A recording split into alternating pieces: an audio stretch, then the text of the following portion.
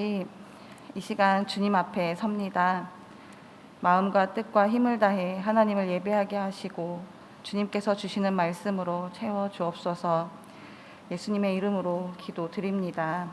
아멘. 이번 주일날 아동부 예배에서는 복음의 시작이라는 제목으로 예수님이 복음이시라는 말씀을 나눴습니다. 말씀을 시작하려는데 이미란 집사님 아들 태하가 질문을 했습니다. 나는 십자가가 너무 무서워요. 십자가는 무서운 건데 왜 교회에 있어요? 성찬 예배를 드릴 때마다 아동부 친구들은 성찬식을 참여한 후에 따로 모여서 성찬의 의미에 대해서 함께 나눕니다. 11월 마지막 주에 있었던 성찬식을 참여한 후에 예수님에 대해서 함께 나누면서 예수님의 십자가에 대해서 얘기를 해 주었는데, 본래는 사형틀이라는 의미가 태하에게 좀 강하게 남았던 것 같습니다. 마침 태하의 질문이 그날 함께 나누려 했던 말씀과 흐름이 같아서 예수님께서 이 땅에 오신 이유, 예수님의 십자가, 그리고 그것이 우리에게 복음이 되는 이유를 함께 설명해 주었습니다. 십자가가 본래의 의미로만 본다면 무서운 것이지만 우리에게는 사랑과 희생, 용서, 구원의 의미를 갖고, 이것이 교회에 있는 이유는 자신을 기꺼이 내어주시고 우리를 대신해 십자가에 달려 죽으신 예수님을 기억하기 위해서라고 말씀을 나눴습니다. 그랬더니 태하는 이렇게 말했습니다. 그런데 저는 너무 슬퍼요. 그때 그렇게 말하며 모자로 얼굴을 가리는 태하의 모습을 보며 저도 너무 슬펐습니다. 하나뿐인 아들을 보내시는 하나님의 사랑과 기꺼이 따르시는 예수님의 희생이 너무 슬펐습니다. 그런데 그 자리에서 태하와 태하의 말을 듣고 있는 아동부 친구들에게 꼭 알려주고 싶었습니다. 맞아, 슬퍼. 그런데 슬픔으로만 끝나면 안 돼. 예수님이 그렇게 자신을 내어주셨기 때문에 오늘 우리는 구원의 은혜를 받았고 새로운 생명을 받았어. 그래서 우리에게는 기쁜 소식이야.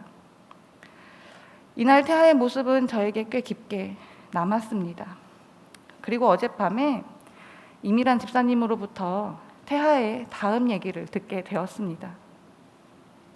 어제 잠들기 전 아동부 예배에서 함께 불렀던 찬양을 듣고 싶어 했던 태하는 원하는 찬양을 들을 수는 없었지만 예배 시간에 불렀던 다른 찬양인 세상에서 가장 귀한 이야기, 이 찬양을 영상으로 보면서 들었다고 합니다.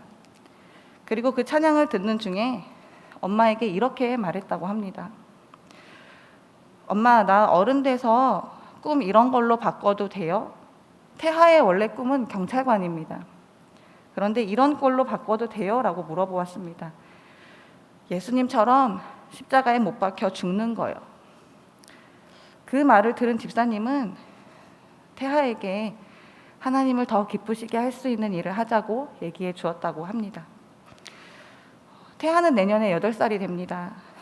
아직은 7살인 아이가 예수님의 희생에 대해서, 예수님의 십자가에 대해서 슬퍼하고 생각하는 그 순수한 모습을 보면서 어떤 마음으로 예수님의 십자가를 바라보아 왔었는지 돌아보는 시간을 가졌습니다. 그러면서 본문의 말씀도 더 생각하게 되었습니다. 본문의 말씀은 십자가를 향해 나아가시는 예수님의 사명이 본격적으로 제자들에게 언급되면서 시작이 됩니다. 이때로부터라는 시간을 나타내는 부사를 통해 이 일이 베드로의 고백 직후에 일어난 일임을 알 수 있는 본문의 내용은 예수님께서 제자들에게 비로소 예수님께서 이루셔야 할 고난과 부활의 사명을 알려주셨음을 언급합니다. 이제까지 알리지 않던 일을 알리신 이유는 베드로가 한 고백이 예수님이 누구이신지를, 그가 어떤 사명을 감당하셔야 하는지를 정확하게 알리는 고백이었기 때문입니다. 베드로는 주는 그리스도시요라는 고백에서 예수님을 하나님께서 보내신 메시아라고 밝혔고, 살아계신 하나님의 아들이라는 고백에서 살아계시며 스스로 역사하시는 하나님의 아들, 즉 하나님께 속한 예수님의 신성을 밝혔습니다. 예수님이 누구이신지를 밝히는 베드로의 고백은 베드로 개인의 생각이 아니라 하늘 아버지께서 알려주신 것이기 때문에 더욱 정확하게 예수님의 정체를 바로 알고 있음을 나타냅니다. 하나님의 아들이시면서 하나님에 의해 보내심을 받은 구원자, 이 땅에 속해 계시지만 이 세상을 창조하신 하나님의 속성을 가지고 계신 메시아로 이 땅에 오신 예수님. 하나님께서 예수님을 보내신 의도에는 죄로 인해 끊을 수 없는 형벌을 향해 달려가는 사람들을 구원하시고자 하는 구원의 계획이 담겨 있었고, 구원을 이루시는 예수님을 믿는 사람들에게 결코 스스로의 힘으로 얻을 수 없는 하나님의 아들이 되는 권세를 약속하심으로 예수님을 따라 부활 생명을 받고 하나님께 속한 사람으로 천국의 은혜를 누릴 수 있게 하시고자 하셨습니다. 세상이 창조되었을 때 계획되었던 이 일은 예수님이 이 땅에 오신 그날부터 시작이 되었고, 이제 예수님은 고난과 죽음, 부활을 향해 나아가실 길만 남았습니다. 이것은 하나님의 섭리 안에 있는 일이기 때문에 반드시 일어날 일이었습니다. 그리고 예수님의 사명을 본격적으로 들은 제자들에게는 십자가 고난과 죽음 그리고 부활의 사명을 감당하실 예수님의 뒤를 지키고 따름으로 그것을 전해야 할 사명이 주어졌습니다. 하나님의 나라를 전하시고 말씀을 가르치시던 예수님은 이 세상의 구원을 이루기 위한 메시아가 되시고, 예수님의 가르침을 듣던 제자들은 구원을 위해 십자가로 나아가시는 예수님의 뒤를 지키고 바라보며 이제는 구원의 길을 전하는 증거자로 세워져야 할 때가 된 것입니다. 이것이 예수님이 이 땅에 오신 목적 그 자체이고, 이 사명을 위해 예수님은 제자들을 부르신 것이기에 예수님께서는 베드로의 고백을 시작으로 제자들이 증거자로 세워지기를 원하며 십자가 고난과 부활의 사명을 직접적으로 말씀하신 것입니다. 이제 예수님의 말씀을 들은 제자들이 해야 할 일은 예수님의 사명을 이해하고 그 길을 가시는 예수님의 모습을 기억하며 그 발걸음을 따라 이 땅에 구원이 임했음을 전하는 일이었습니다. 복음의 증거자가 되기 위해 제자들은 예수님이 하시는 말씀을 들어야 했고, 메시아의 사명을 깨달아야 했고, 고난과 죽음을 넘어 부활까지 끝까지 지켜보아야 했습니다. 그런데 방금 전까지만 해도 메시아 되시는 하나님의 아들 예수님을 고백한 베드로가 전혀 예상치 못한 반응을 보이기 시작했습니다. 십자가 고난과 죽음과 같은 일은 절대 일어나서는 안 된다고 예수님을 다그치듯 막아서고 있었던 것입니다. 베드로는 왜 예수님의 사명을 거절하고 거부하고 반대했을까요? 그에게도 그가 생각하는 메시아 상이 있었기 때문일까요? 당시 메시아를 기다리는 사람들은 현실적인 구원자를 기대했습니다. 오래도록 독립하지 못하고 로마의 지배를 받으며 수탈과 치욕을 당하는 그들의 삶에서 다윗 왕이 세웠던 강대한 하나님의 백성의 나라, 그것을 이룰 구원자 말입니다. 불안정한 나라를 안정화시키고 외세의 압력으로부터 나라를 지키고 평정하는 그러한 강대한 구원자를 그도 꿈꿨을 수 있습니다. 야고보와 요한이 주님의 좌우편의 자리를 요구했을 때 다른 제자들이 이들의 요구를 불편하고 불쾌하게 여겼던 것처럼 베드로에게도 그런 요구가 있었기 때문에 예수님의 십자가 사명이 듣기 불편했을 수 있습니다. 그러나 그런 욕심보다는 그는 분명 하나님이 가르쳐 주신 대로 예수님을 고백했지만 예수님을 향한 인간적인 충성심이 예수님의 메시아 사명을 완전히 이해하지 못하게 했던 것입니다. 21절과 22절에는 분명 하나님의 백성이지만 하나님이 주신 마음을 지키지 못하는 두 부류의 사람들이 나옵니다. 첫 번째 부류는 21절에 언급되는 장로들과 대제사장들과 서기관들입니다. 이들은 사내들인 공의회로 종교적, 정치적 자치권 행사를 위해 설립된 기관으로 유대 사회의 여러 갈등을 조정하고 율법에 따른 재판권을 행사하는 등 유대인들의 최고 기관이었습니다. 능력과 실력과 권력까지 모두 갖춘 그들이지만 그래서 자신들은 하나님의 거룩함을 닮아 하나님 나라에 들어가기 마땅한 하나님 백성이라고 여기지만 정작 그들은 메시아로 오신 예수님을 알아보지 못하고 십자가에 못 박는 사람들이었습니다. 율법에 담긴 하나님의 마음을 알지 못하고 세례 요한을 통해 회개하라는 외침을 들으면서도 마음을 지키지 못했더니 그들은 예수님이 누구인지도 알아보지 못한 채, 모른 채 예수님의 십자가 고난을 결정하는 사람들이 되어버린 것입니다.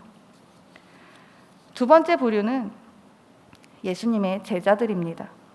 대표적으로 사탄아 내 뒤로 물러가라 질타를 받은 베드로입니다.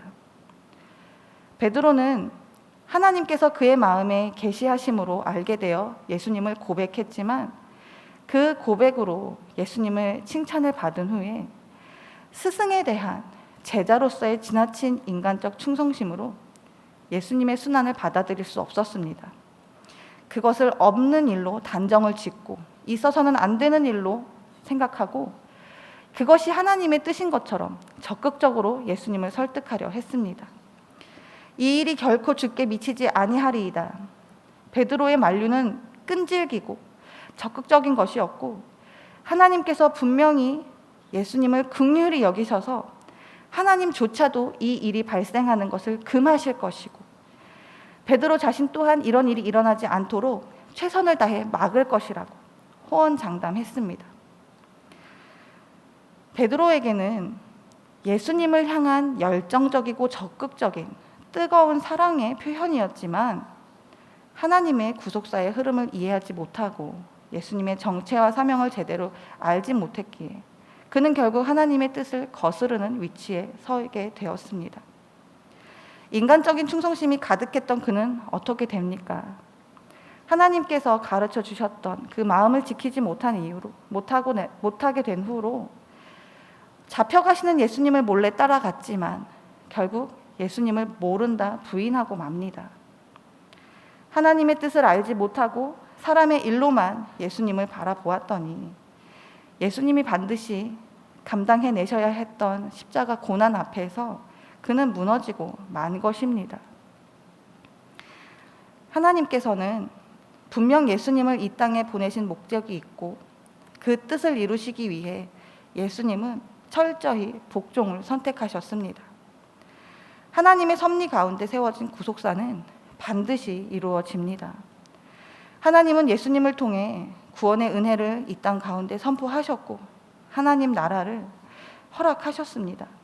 그리고 제자들에게 당부하셨던 증거자의 사명을 우리도 감당하기를 원하십니다. 우리가 그 사명을 감당하려면 무엇보다도 우리를 세우신 하나님의 뜻을 바로 알고 그 사명을 내 뜻대로 해석하여 받아들이지 않도록 마음을 지킬 필요가 있습니다. 하나님의 뜻을 따르기 위해서 내가 쉬운 대로 이해하고 받아들이려는 나를 경계해야 합니다.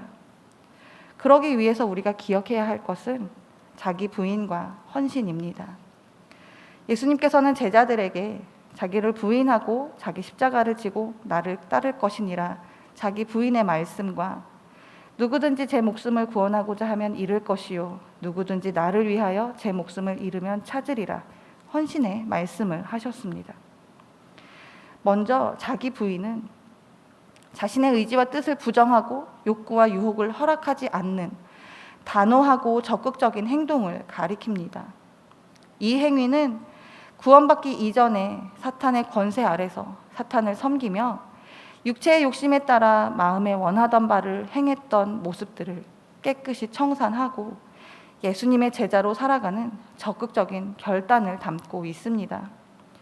예수님의 제자로 살아가는 삶은 어느 한순간만 하는 것이 아니라, 일시적인 것이 아니라 우리의 평생에 걸쳐 살아가야 하는 삶입니다. 마지막 순간까지 예수님의 제자로 남기 위해 내 생각과 내 뜻, 나를 주장하는 모든 탐욕은 끊임없이 십자가에 못 박아 죽여가며 예수님의 제자로서의 나를 세워가는 삶을 살아갈 때, 그렇게 살기로 결단할 때 우리는 주님이 주시는 마음을 지키며 사명을 감당하며 살아갈 수 있습니다. 두 번째로 헌신입니다. 25절 말씀에서 언급하는 목숨에는 영혼이라는 뜻도 가지고 있습니다. 이는 육체의 생명뿐 아니라 육체의 죽음 후에도 소멸되지 않는 영혼도 가리키는 이중적인 용어입니다. 예수님께서는 이 말씀을 통해 자기 육적인 생명에 대한 애착만을 가지고 이를 지키려 하는 자는 끝내 육적인 목숨과 더불어 영적인 목숨까지 잃게 되지만, 예수님의 참 제자로 자신의 육적인 생명을 주를 위해 바치고자 하는 헌신된 삶을 살 때 영혼이 살고 종말에 이르러는 그 육체 또한 주 안에서 진정한 의미의 영원한 생명을 누리게 될 것임을 말씀하십니다.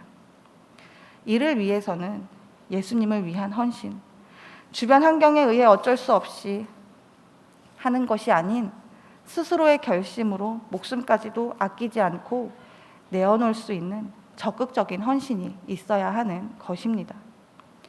예수님께서 우리를 위해 구원을 이루신 은혜를 생각하며 예수님의 제자로 살아가기 위해서는 우리의 마음을 지켜야 합니다. 자기 부인과 헌신을 통해 우리가 하나님께서 주신 마음으로 우리의 마음을 지킬 때 하나님께서 예수님을 통해 우리에게 주셨던 은혜와 사명이 그 본연의 가치를 가지고 더욱 생명력을 가지고 이 땅 가운데서 열매를 맺어갈 수 있게 되는 것입니다.